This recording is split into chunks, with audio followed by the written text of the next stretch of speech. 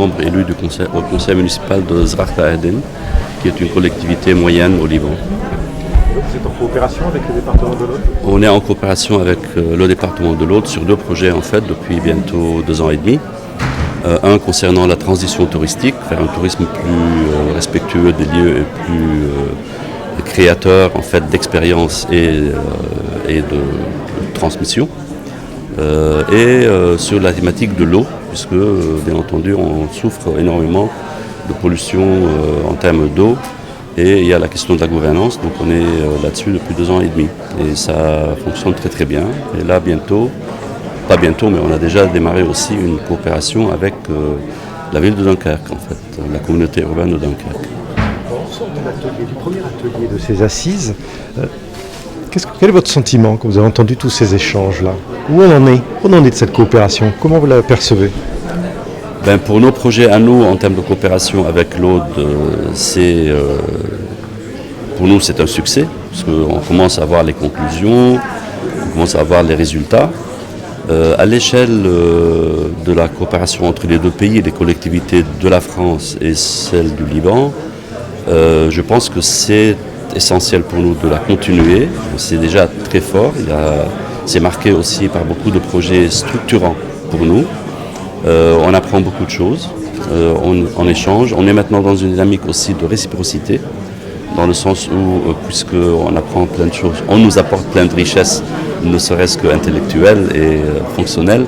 Pourquoi ne pas imaginer aussi des échanges, par exemple avec la mobilité des jeunes, pourraient venir des Français chez nous, qu'ils découvrent un peu mieux le territoire et qu'ils s'ouvrent à d'autres opportunités pour eux. Donc c'est une des pistes que nous sommes en train d'explorer. Et donc je pense que les assises aujourd'hui, c'est une très belle occasion pour acter en fait toute cette dynamique qui était en préparation jusqu'à présent et qui devrait aboutir quand même à une réciprocité meilleure entre les collectivités. Alors je vous ai entendu tout à l'heure intervenir en disant quand on parle de coopération, immédiatement on parle budget, on parle argent.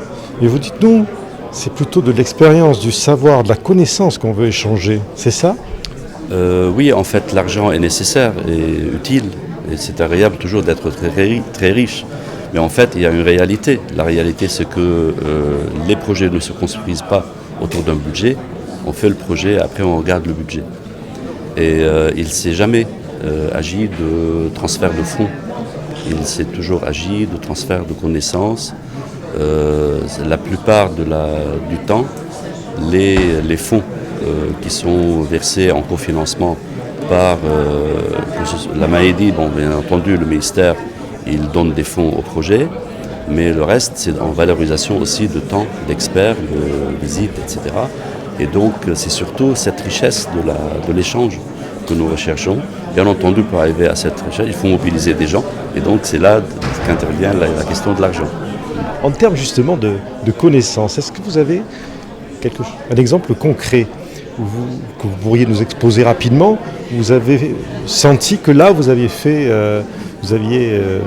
reçu et ensuite rendu, on va dire, dans ce donnant-donnant, une expérience capitale qui a pu transformer votre approche sur le terrain, chez vous, et pour la population.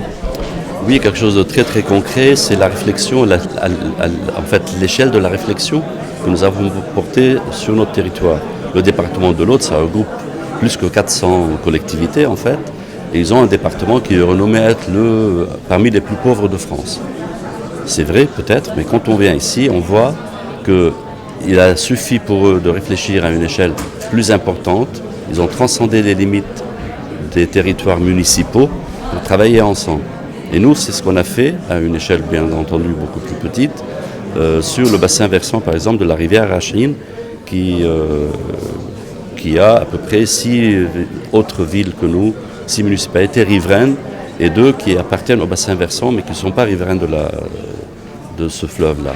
Donc vu l'expérience dans la gestion des ressources en eau du département, on a pu mobiliser avec nous non seulement les acteurs municipaux de notre municipalité, mais tous les acteurs du bassin versant de la rivière Rachine. Et c'est pour le Liban une innovation, malheureusement. Bon, chez vous, c'est une habitude, mais c'est une innovation. Et là, le succès, c'est réel, c'est direct. parce qu'on s'est mis à réfléchir ensemble. Et donc, depuis la tête de rivière jusqu'aux villes qui sont en aval, on a pu travailler ensemble et on a maintenant en exécution beaucoup de projets que nous avons réussi à convaincre l'État de mettre en œuvre pour soulager la pression en termes de pollution, etc. Et la rivière reprend vie. Et il y a même beaucoup de projets de tourisme qui étaient déjà sur les bords de cette rivière, qui reviennent, qui étaient, à cause de la pollution de l'eau, partis ailleurs ou qui avaient fermé. Donc ce sont des établissements qui reviennent. Et ça, c'est grâce à l'impulsion de ce travail ensemble à l'échelle géographique d'un bassin et non plus à l'échelle cadastrale d'une municipalité. Ça, c'est... Ce qui veut dire que l'échelle locale est aujourd'hui la source de la création d'idées, de la création de projets, là où l'État central, finalement, n'a pas cette vision. Est-ce que finalement le développement aujourd'hui, on le voit aussi en France, c'est une question qui se pose énormément, est-ce que entre le régalien et la vie quotidienne des gens, entre l'État central et cette décentralisation, est-ce que les forces vives sont vraiment sur ces territoires-là, à cette échelle-là, et est-ce que l'État central a compris qu'il fallait qu'il s'appuie là-dessus, qu'il leur donne toutes leurs chances de s'exprimer? Moi, je pense que l'attitude en fait des ministres et du gouvernement, dont le ministre de l'Intérieur et des municipalités au Liban, a changé dans le sens positif dernièrement. Je pense qu'ils se sont rendus compte que l'État, même s'il avait une vision, elle n'existe pas, n'a pas les moyens, de l'appliquer. Par contre, politiquement, l'État aime et insiste pour centraliser tout sur la capitale.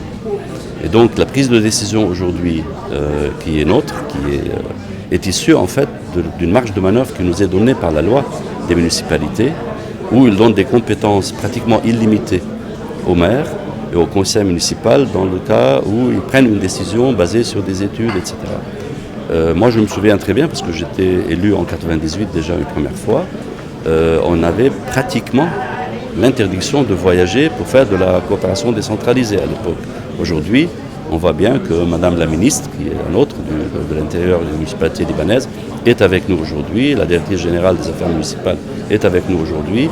C'est vraiment un très bon signe que l'État, même s'il n'a pas les moyens aujourd'hui, même si la loi sur la décentralisation n'a pas encore été votée, œuvre pour que les municipalités, les collectivités locales aient suffisamment, de couverture politique pour avancer dans leur projet de coopération décentralisée, soient vraiment compétents en matière de décentralisation avant même l'application de la loi. Ce qui est une très bonne chose. Une dernière question. La population, le citoyen, celui qui est au bout de la chaîne de tout ça, il perçoit tout ça, vous avez un retour, est-ce que sa vie s'améliore? Est-ce qu'il sent que son cadre de vie s'améliore, change? Est-ce que ça va jusque-là ou c'est encore trop tôt? Ce n'est pas trop tôt. En fait, ce que nous avons fait aussi, un des bienfaits aussi de cette coopération avec la France, en général, l'approche participative qui existe en France, on ne l'a pas au Liban. Du fait, de la centralisation, du fait que beaucoup de municipalités beaucoup de conseils municipaux ont été élus sur cette perception qu'il y a besoin de faire parachuter les décisions pour après les appliquer. Mais au fait, aujourd'hui, on a une approche participative avec les citoyens. On est peut-être un peu sous-médiatisé sur les aspects positifs et sur les résultats, mais ça ne tardera pas à venir parce qu'on travaille beaucoup avec les ONG locales, avec les forces vives de la société locale, et ce sont eux, en fait, qui impulsent un petit peu aussi des visions. Et donc, c'est donnant-donnant. Ça nous fait changer de perspective, ça leur fait changer d'attitude aussi, plutôt que de se positionner dans une opposition négative. Ils sont maintenant une opposition mais active, et ils poussent, ils impulsent. Des fois, ils sont même messagers et voire ambassadeurs de politique municipale vers le reste de la société. Donc je pense que là aussi, on a beaucoup gagné à apprendre de nos collègues français. On se reverra d'ici ces 2 jours. Vous me raconterez comment vous percevez la suite de ces assises et quelles sont les pistes qui vous paraissent intéressantes, qui peuvent s'ouvrir. Absolument. Tout à l'heure, on va parler du schéma directeur de l'aménagement du territoire au Liban et comment on a utilisé ce document-là pour créer ou entrer dans une phase de préfiguration d'une agence urbaine avec Dunkerque. Merci beaucoup. Merci à vous.